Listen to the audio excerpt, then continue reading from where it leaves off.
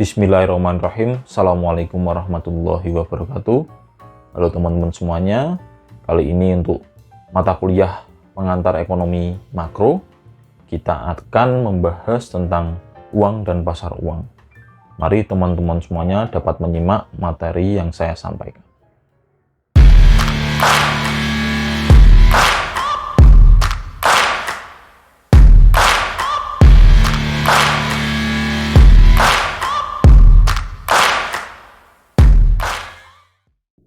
Oke, kita awali dengan konsep uang. Ya, uang itu adalah alat tukar yang menunjukkan atau bisa mengukur sebuah nilai atau satuan hitung yang sah yang dikeluarkan oleh pemerintah. Jenis uang itu ada uang kartal dan uang giral. Uang giral itu seperti rekening tabungan, deposito, berjangka, kemudian simpanan masyarakat yang ada di lembaga keuangan non-bank. Itu konsep dari uang. Oke, selanjutnya di sini ada sejarah uang. Jadi manusia dulu belum mengenal pertukaran. Kemudian berkembang ada barter di situ, ada pertukaran barang berdasarkan kebutuhan yang ada. Nah, ini ada pertukaran bahan pangan dulu. Tetapi di situ sulit karena belum tentu itu yang dibutuhkannya.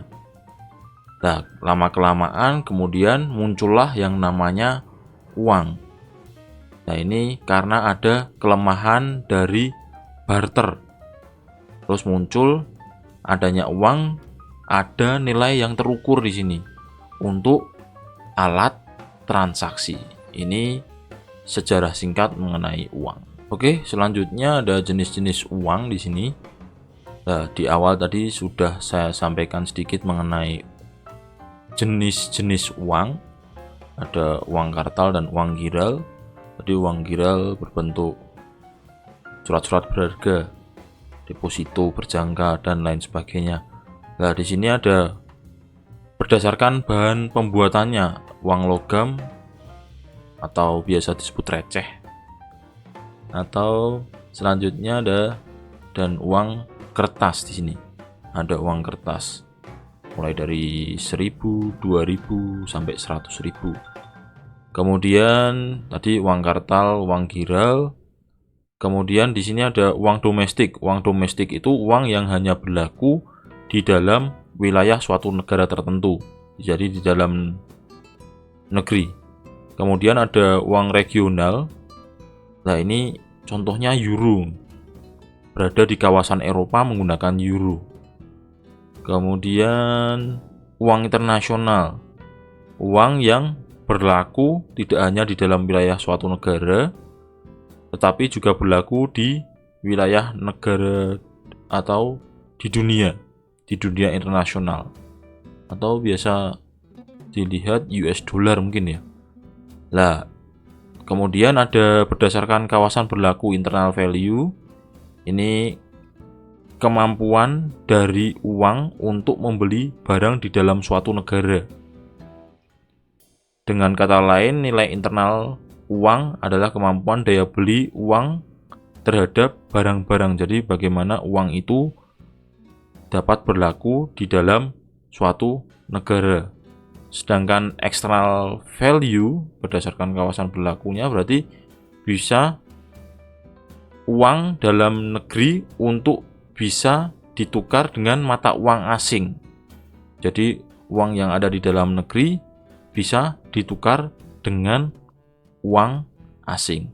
Nah, ini merupakan jenis-jenis uang. Jadi ada uang logam, uang kertas, uang kartal. Berdasarkan lembaga yang mengeluarkan uang kartal, uang giral, kemudian berdasarkan pemakaian di dalam dan luar negeri ada domestik, di dalam negeri. Uang regional contohnya euro, kemudian uang internasional yang berlaku di dalam internasional, kemudian internal value dan external value berdasarkan kawasan berlaku. Oke, selanjutnya ini ada fungsi uang. Pada fungsi aslinya ini dibagi menjadi dua. Ya, pada umumnya adalah sebagai alat tukar fungsi uang itu. Kemudian yang kedua adalah sebagai satuan hitung. Artinya uang digunakan sebagai ukuran harga suatu benda, barang ataupun jasa. Itu fungsinya asli adalah dua, sebagai alat tukar dan sebagai satuan hitung, sebagai ukuran harga. Nah, fungsi turunannya adalah sebagai alat pembayaran. Uang itu sebagai alat pembayaran, kemudian sebagai alat penyimpan kekayaan. Di situ ada menabung. Nah, itu uang ditabung, itu sebagai alat penyimpan kekayaan. Kemudian sebagai alat pemindah kekayaan, uang dapat pula sebagai media untuk mengganti bentuk kekayaan. Jadi ini fungsi turunan dari uang. Kemudian sebagai alat membentuk modal, uang sebagai modal. Kemudian pengukuran harga tadi yang saya sampaikan di fungsi asli, ada pengukuran harga barang dan jasa, menunjukkan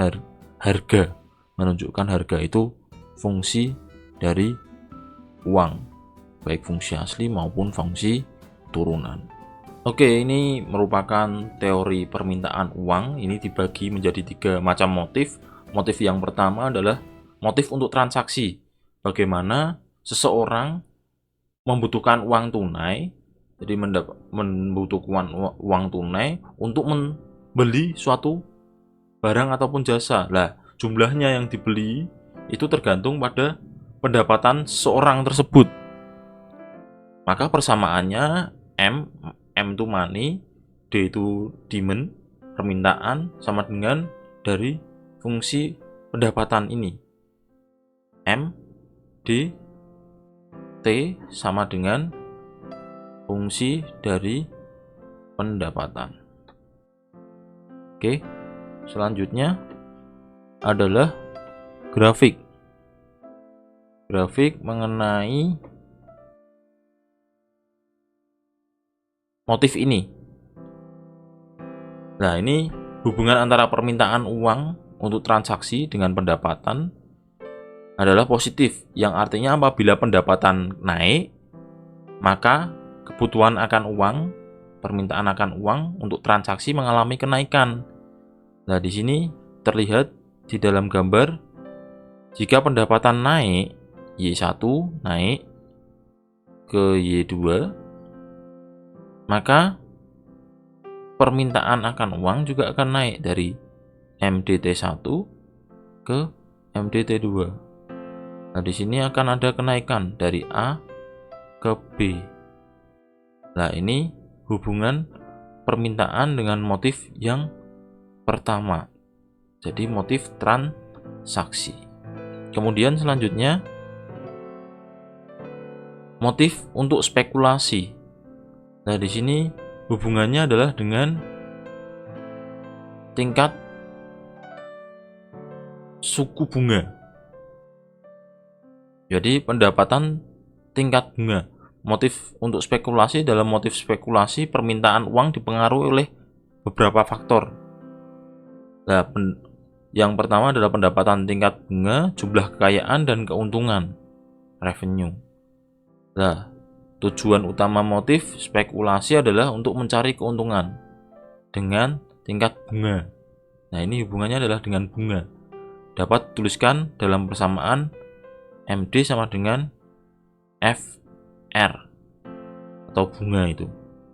Nah, gambarnya akan seperti ini.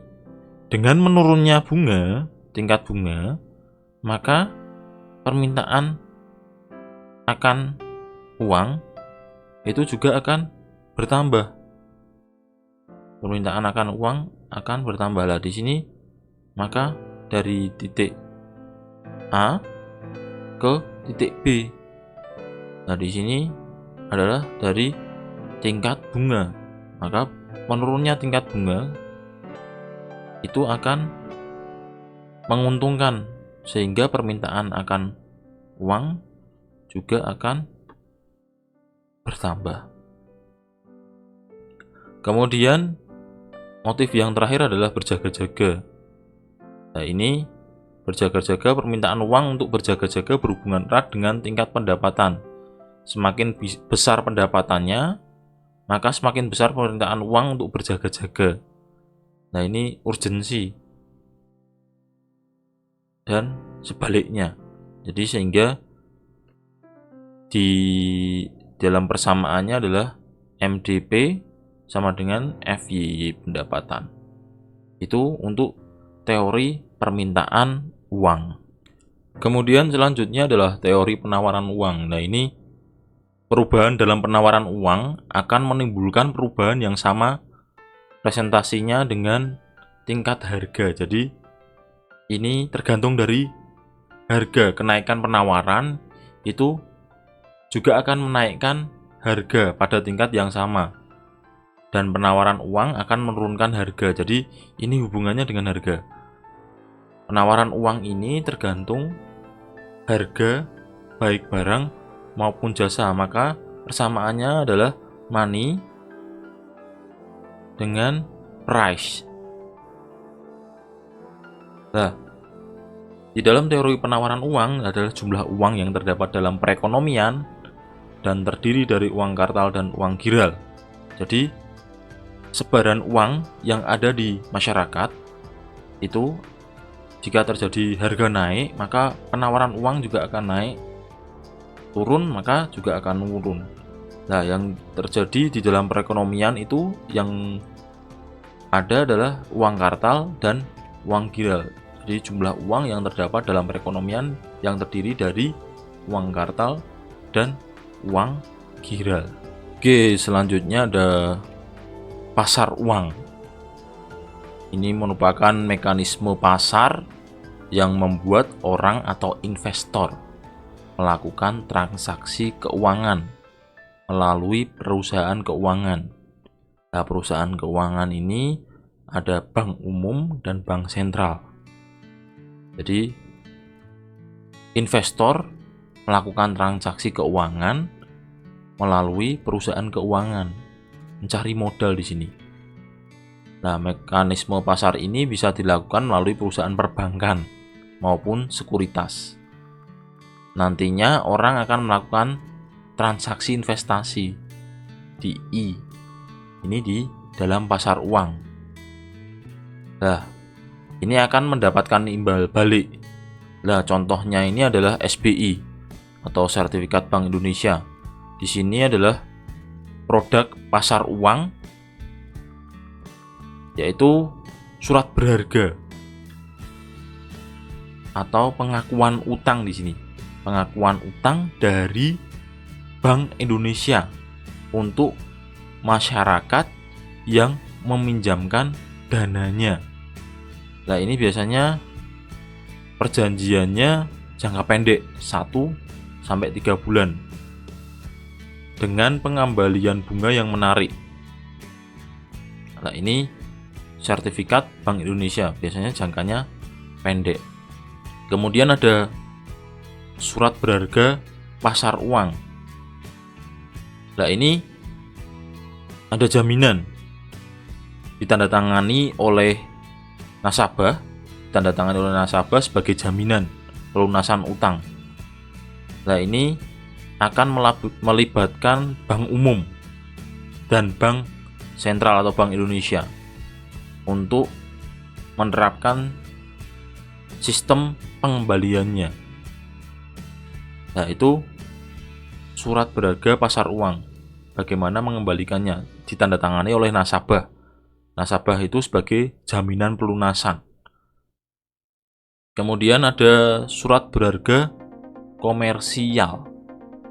Nah, ini atau commercial paper. Surat utang biasanya jangka pendek yang dikeluarkan oleh pihak perusahaan. Nah, surat ini akan digunakan sebagai utang dagang dengan mengambil keuntungan dari jual beli yang dilakukan oleh perusahaan. Jadi diambilnya adalah dari jual beli penjualan yang dilakukan oleh perusahaan. Jadi itu biasanya jangka pendek. Kemudian selain itu ada deposito, itu produk pasar uang yang umum di masyarakat.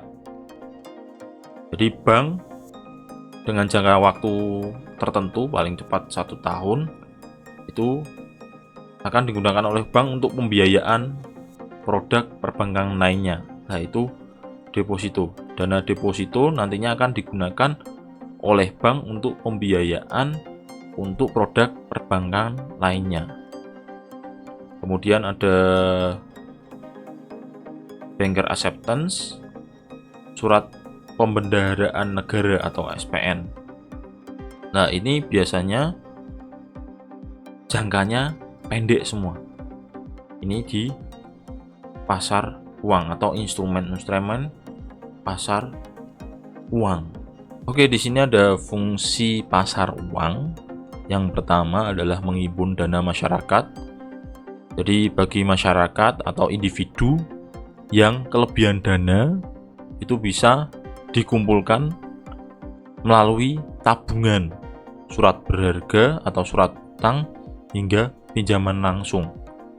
Nah, ini fungsi yang pertama, menghimpun dana masyarakat. Yang kedua adalah mempermudah penyebaran dana. Setelah tadi ada menghimpun dana, kemudian pasar uang akan menjadi perantara bagi mereka atau individu-individu yang membutuhkan dana untuk sebagai investasi, mencari tambahan modal. Nah, itu mempermudah penyebaran dana. Yang ketiga adalah menjadi instrumen risiko rendah. Nah, ini pasar uang itu bisa dimanfaatkan bagi mereka yang ingin sekedar memarkirkan dana berlebihnya. Jadi bisa resikonya akan lebih rendah daripada disimpan di rumah. Lebih baik disampaikan atau dikumpulkan dalam bentuk tabungan atau surat-surat berharga lainnya. Itu menjadi instrumen risiko rendah. Kemudian di situ karena ada kebijakan pemerintah, kebijakan moneter, nah ini bisa membantu negara dalam hal mengalami krisis ekonomi. Nah, ini akan mencegah sebuah negara mengalami krisis ekonomi karena di sini ada investor maupun pencari modal yang berputar di situ, mengembangkan dananya untuk perputaran perekonomian, memutar roda perekonomian. Lah, itu fungsi dari pasar uang. Oke, ini manfaat pasar uang. Yang pertama adalah investasi yang stabil, nilai investasi yang stabil. Kemudian tingkat likuiditas tinggi, bagaimana sebuah perusahaan dapat memenuhi kewajiban jangka pendek. Nah, kemudian keuntungan yang relatif tinggi karena adanya pasar uang, karena mudah mencari dana sebagai modal, ini akan mendapatkan keuntungan. Kemudian risiko investasi yang rendah, terus ada beberapa instrumen bisa diperjualbelikan, dan pilihan instrumen yang beragam seperti tadi SBI dan lain sebagainya. Kemudian di sini ada perbedaan pasar modal dan pasar uang. Nah, ini pasar modal dengan pasar uang itu perbedaannya adalah dari jangka waktunya. Dalam pasar uang diperdagangkan surat berharga berjangka waktu pendek. Tadi contoh-contohnya seperti SBI tadi jangkanya pendek. Sedangkan pasar modal ini surat berharga berjangka waktu panjang. Ini perbedaan antara pasar uang dan pasar modal. Yang terakhir ini ada pelaku pasar uang. Ada investor, ini bagi investor yang butuh dana untuk menambah modal, ini bisa transaksi di pasar uang untuk mencari keuntungan yang lebih. Nah, peserta di dalam pasar uang ini ada bank, atau lembaga keuangan yang memerlukan dana jangka pendek, dan biasanya pembelian surat-surat berharga pasar uang hanya didasarkan kepercayaan. Oke, mungkin itu yang bisa saya sampaikan mengenai uang dan pasar uang. Semoga apa yang saya sampaikan dapat bermanfaat. Sekian dari saya. Wassalamualaikum warahmatullahi wabarakatuh.